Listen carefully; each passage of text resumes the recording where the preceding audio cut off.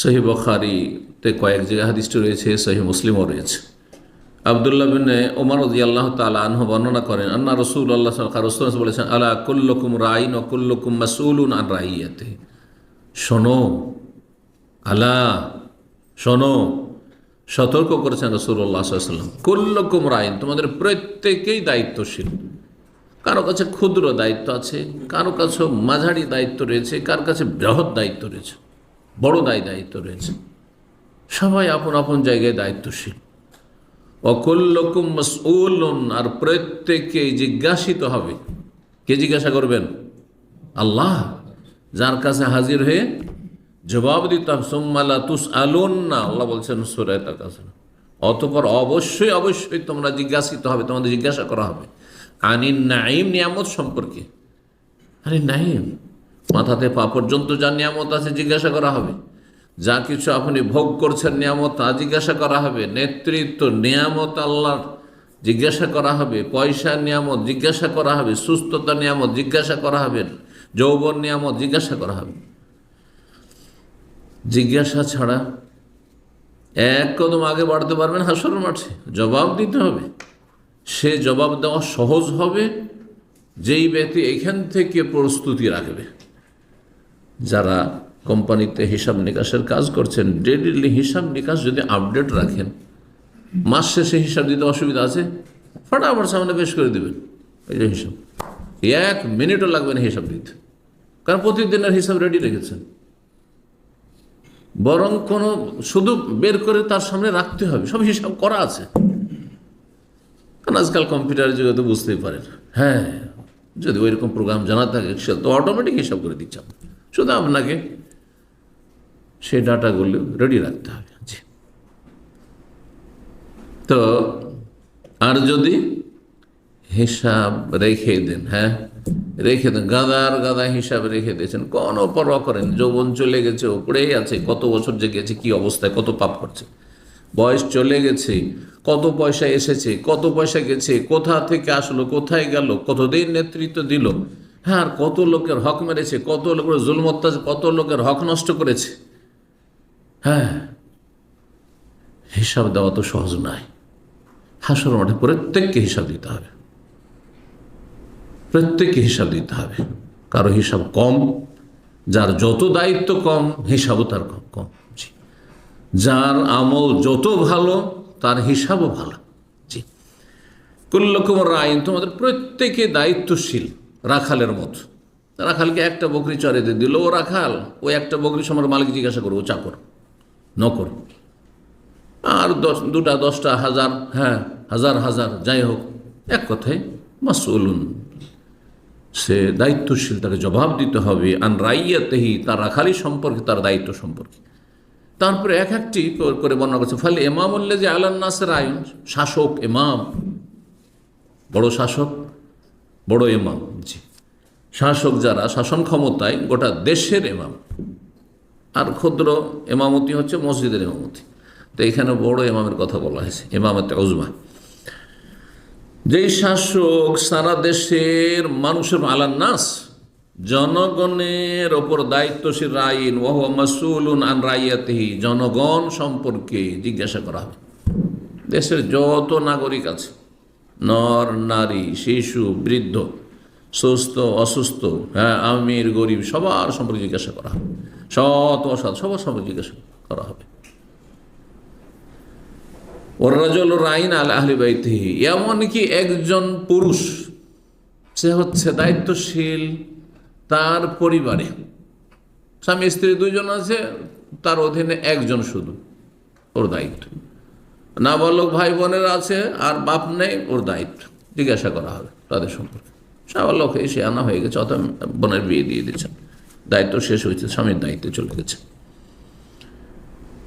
ছেলেমেয়েরা আছে, এখনো সব ছেলেরা নাবালক, আর মেয়ে, যেমনটা বললাম, যতক্ষণ মেয়ের বিয়ে না দিছে ততক্ষণ, যদি 100 বছরের মেয়ে হয় তবু বাবা বেঁচে থাকলে তার দায়িত্ব আপনার ঘরে আছে, আপনার দায়িত্বে আছে। ওয়া হুয়া মাসউলুন আন রাইয়াতিহি, বাড়িওয়ালাকে বাড়ির দায়িত্ব সম্পর্কে জিজ্ঞাসা করা হবে। ওয়াল মারআতু রাইয়াতুন আলা আহলি বাইতি যাওজিহা, আর মহিলা নারীকে জিজ্ঞাসা করা হবে, গৃহিণীকে জিজ্ঞাসা করা হবে তার স্বামীর বাড়ি সম্পর্কে, বিবাহিতা মহিলাকে, যে তোমার স্বামীর বাড়িতে যা কিছু ছিল তা সংরক্ষণ করেছিলে, তার হেফাজত করেছিলে, হ্যাঁ তার দেখাশোনাটা এইভাবে করেছিলে না, সেগুলিকে নষ্ট করেছিলে, হ্যাঁ স্বেচ্ছাচারিতা করেছিলে, হ্যাঁ পাচার করেছিলে, কত রকম কি করে, খায় একজনের গুণ গায় আর একজনের, এরকম অসতী অনেক আছে। অথবা নয় ছয় করে, নিজের বংশের যখন ভাই বোন আসে তখন ঢেলে দেশ, আর যখন স্বামীর বংশের কেউ আসে তখন মুখ ভারী করে নেয়, এত বোঝা সামলাতে পারবো না, এসব আমার দায়িত্ব না। ওই মাসউলাতুন আনহু, মহিলাকে জিজ্ঞাসা করা হবে এদের সম্পর্কে।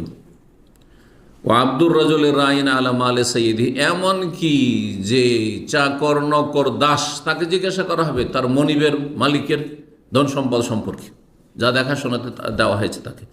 ওহ মাসউলুন আনহু, যারা দেশের চাকরিজীবী সরকারের বিভিন্ন পদে আছে তাদেরকে জিজ্ঞাসা করা হবে, তারা সরকার আমলা, জিজ্ঞাসা করা হবে, তাদেরকে জবাব দিতে হবে। শেষখান আবার রিপিট করছেন, আল্লাহ আবার শুনে রাখো, ভালো করে শোনো, ফাকুল্লুকুম রাইন ও কুল্লুকুম মাসউলুন রাইন, প্রত্যেকে তোমাদের দায়িত্বশীল আর প্রত্যেককে নিজ নিজ দায়িত্ব সম্পর্কে জিজ্ঞাসা করা হবে। জি, আর একটি হাদিস বলি, রাসূলুল্লাহ সাল্লাল্লাহু আলাইহি সাল্লাম, শাসক দুই রকমের, তাই না? এক শ্রেণীর শাসক যারা দেশ জাতির জনগণের হিতাকাঙ্ক্ষী, সর্বাত্মক চেষ্টা করে তাদেরকে সুখে রাখার, ভালো রাখার, ন্যায় পরায়ণ শাসক, তাদেরকে নেক দোয়া আছেন রাসূলুল্লাহ সাল্লাল্লাহু আলাইহি সাল্লাম, নেক দোয়া দিয়েছেন, তাদের সুখ শান্তির দোয়া দিয়েছেন। সুবহানাল্লাহ, নবী সাল্লাল্লাহু আলাইহি ওয়াসাল্লামের দোয়া রয়েছে 1400 বছর আগে। সমস্ত শাসক, ভালো মানুষদের জন্য, যারা ভালো শাসক, নেক শাসক, তাদের জন্য দোয়া রয়েছে।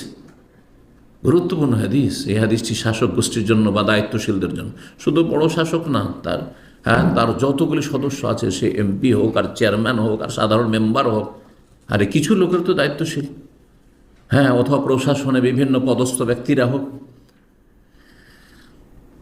আর যারা অসৎ, যারা অন্যায় অবিচার করে, যারা কঠোরতা অবলম্বন করে, যারা নির্দোষীদেরকে তাদের জুলমের শিকার বানায় আর দোষীদেরকে ছাড় দিয়ে দেয়, যেহেতু এরা নিজের, ওরা পর, এই আপন পরে যাদের আচরণ রয়েছে, বৈরী আচরণ কারো সাথে, আর কারো সাথে অবাধ মিত্রতার আচরণ, আমার পক্ষে থাকলে অসুবিধা নেই, 7 খুন মাফ। যারা দেশ জাতির জন্য ক্ষয়ক্ষতি করেছে তাদেরকে বদদুয়া দিয়েছেন রাসূলুল্লাহ সাল্লাল্লাহু আলাইহি ওয়াসাল্লাম, আল্লাহ তাদের জন্য কঠিন করে দাও, রবের কাছে দোয়া করেছেন রাসূলুল্লাহ সাল্লাল্লাহু আলাইহি ওয়াসাল্লাম। হাদিসটি সুনাই সহিহ মুসলিমে 3407 নম্বর হাদিস।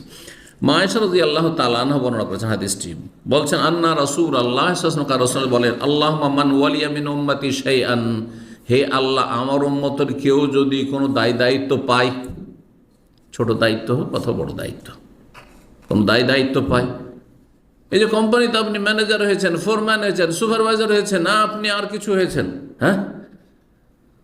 কোনো দায়িত্ব পেয়েছেন আপনি, মার্কেটিংয়ের, পারচেজিংয়ের, বিভিন্ন দায়িত্বে আছেন আপনি, আমার উম্মতের যে কেউ কোনো কিছুর দায়িত্ব পায়, আর বিশেষভাবে বড় দায়িত্ব সম্পর্কে এই দোয়াটি আরও বেশি, কারণ ওদের কাছে অসাধারণ ক্ষমতা থাকে। মানুষের কাছে যখন অসাধারণ ক্ষমতা চলে আসে, তখন মানুষের আল্লাহর ভয়ভীতি না থাকলে তখন সীমা লঙ্ঘন করে। এটি কোরআনের কথা, মানুষের বদস্বভাব, এটি প্রকৃতি। জি, শুধু নেতৃত্বের ক্ষেত্রে না, পয়সার ক্ষেত্রে এমন মানুষ আপনাদের মধ্যে আছে, আর আমাদের সমাজে আছে, আপনার আশেপাশে আছে, যাদের পেটের ভাত যখন ছিল না, পকেটে পয়সা ছিল না, তখন তারা পাপ করতো না, আর দুটো পয়সা হয়েছে, পাপে ডুবে গেছে। ওয়াল্লাহু বাসাতাল্লাহু রিজকা লিইবাদিহি লাবাগাউ ফিল আরদ, আল্লাহ বলছেন মানুষের বদস্বভাব হচ্ছে, আল্লাহ যদি এই শ্রেণীর অধিকাংশ মানুষ, যে তাদের রিজিককে আল্লাহ যদি বাসাতা, প্রশস্ত করে দেন, চারিদিকে শুধু টাকা পয়সা, ধন দৌলত, নেতৃত্ব, ক্ষমতা, প্রভাব, প্রতিপত্তি, লাবাগাউ ফিল, তখন পৃথিবীতে তারা জুলম অত্যাচার করা শুরু করে। সীমা লঙ্ঘন করে, তারা অন্যায় করা শুরু করে, অবিচার করা শুরু করে। এই জন্য আল্লাহ অনেক ভালো মানুষকেও বেশি দেন না। কেন? বেশি না দেওয়াতে তার কল্যাণ আছে। তোমার মতো ভালো মানুষগুলি যখন বেশি পয়সা পেয়েছে তখন আর ভালো মানুষ থাকেনি, ভালো মানুষ থাকেনি। এই জন্য আপনি নেক আল্লাহ ভালো মানুষ, আপনি দেখছেন যে আমার জীবনে কাবিরা গুনাহ নেই, তারপরেও যে দেখেন যে রিজিকের অনটন, অভাব, হ্যাঁ, অসুস্থ থাকছি, আর তার বিভিন্ন জায়গাতে ধাক্কা খাচ্ছি, আর মানে বিভিন্ন দিক থেকে ধরেন পার্থিব দিক থেকে বিভিন্ন জায়গায় ক্ষতিগ্রস্ত হচ্ছি, জানবেন যে এতে আল্লাহ আপনার কল্যাণ রেখেছেন। আপনি সে গোপন রহস্যগুলি জানেন না, যেগুলি আল্লাহর হেকমতে তকদিরে লুকায়িত আছে। জানলে আল্লাহ শুকর আদায় করতে, যে আলহামদুলিল্লাহ, যে আল্লাহ আমি ধন দৌলত আর রাজত্ব নিয়ে করবোটা কি? যদি এত ধন দৌলত হইতো আর জাহান্নামে চলে যেতাম, আমি কারণের মতো, নেতৃত্বের কারণে ফেরাউনের মতো জাহান্নামে চলে যেতাম, আবু জাহলের মতো জাহান্নামে হয়ে যেতাম। ওর চাইতে ভালো যে আল্লাহ আমি গরিব হয়ে, ও আবু হরের মতো আসাফে সুফা হয়ে, আর ওই আবু জারের মতো, আর ওই একেবারে গরিব মুসলিম যারা ছিলেন, হ্যাঁ, সাহাবায়ে কেরাম, হ্যাঁ, যাদের আপনার কাফনের সময় কাফন জুটছিল না, কিন্তু তারা জান্নাতি, বিনা হিসাবে জান্নাত তাদের জন্য, কত সম্মানিত তারা।